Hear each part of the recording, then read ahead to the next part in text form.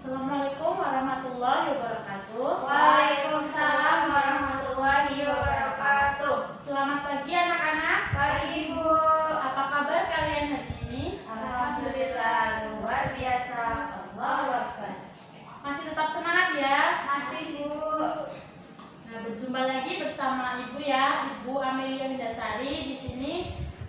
Dalam kesempatan yang baik ini kita bisa belajar kembali secara tatap muka untuk Ibu menyampaikan materi akidah akhlak kelas 7 semester 2 di bab yang ketiga, yaitu menjauhi akhlak tercela.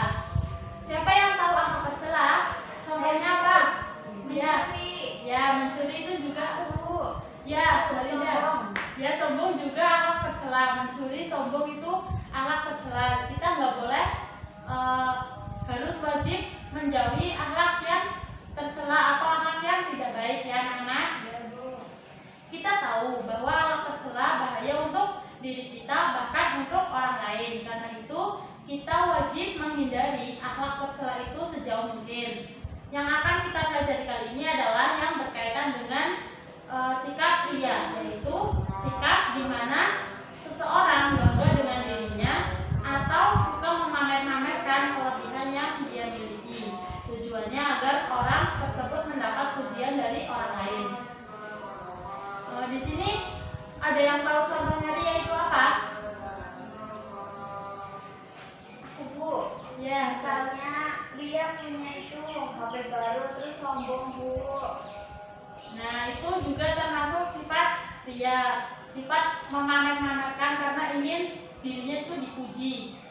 Nah, di sini ada contoh lainnya, contoh seseorang yang suka beramal atau menyedekahkan uangnya di hadapan orang banyak, bahkan sampai foto selfie dan diunggah di media sosial agar dipuji oleh orang banyak atau semua orang kalau dirinya sudah beramal. Nah, itu sikap yang tidak baik ya anak-anak, tidak boleh ditiru. Itu harus kita hindari.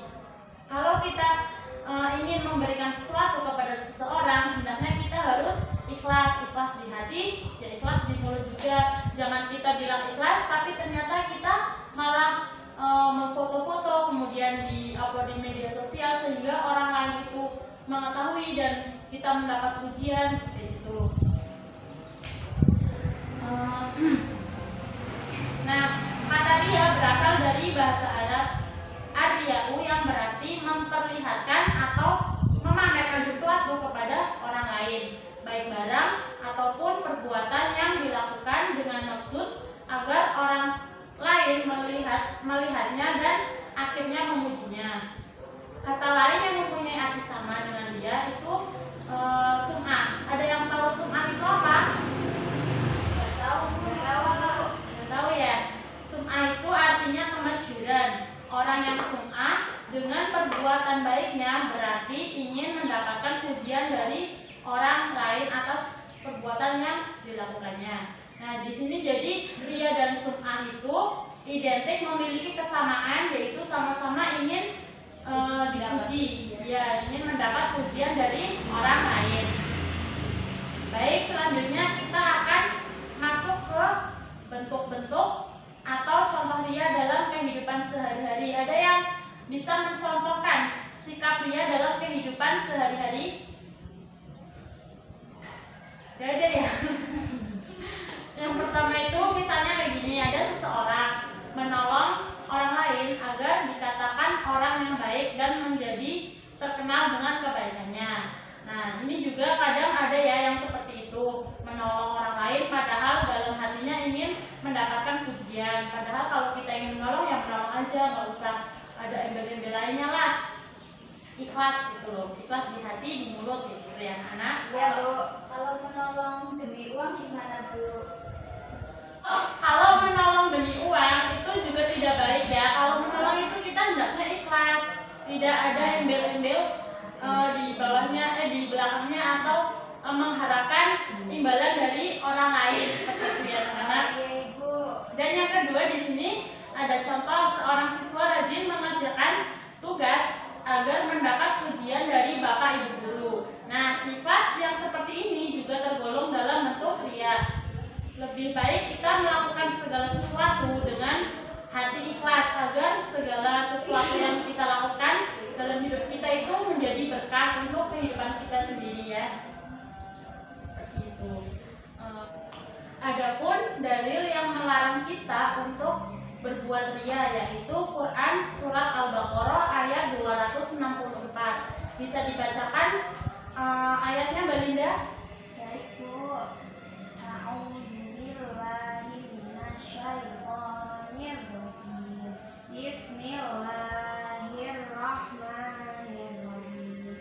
Ya ayyuhalladzina amanu la tubtilu shadaqatikum bil manni wal adha kalladzi yunfiqu ma'alahu ria'an nasi wa la yu'minu billahi wal yawmil akhir famathaluhu kamathali safwanin 'alayhi turabun fa'asabahu wabilun fatarahu salda la yaqdiruna 'ala syai'in mimma kasabu wallahu la yahdil qaumal kafirin. Bisa dibacakan artinya Mbak Lia? Baik Bu.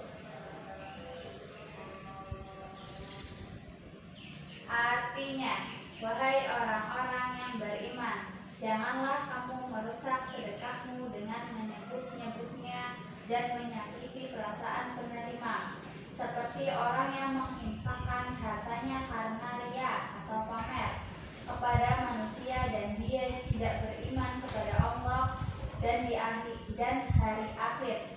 Perumpamaannya orang itu seperti batu yang licin yang di atasnya ada debu, kemudian batu itu ditimpa hujan lebat, maka tinggallah batu itu licin lagi. Mereka tidak memperoleh sesuatu apapun dari apa yang mereka kerjakan, dan Allah tidak memberi petunjuk kepada orang-orang kafir.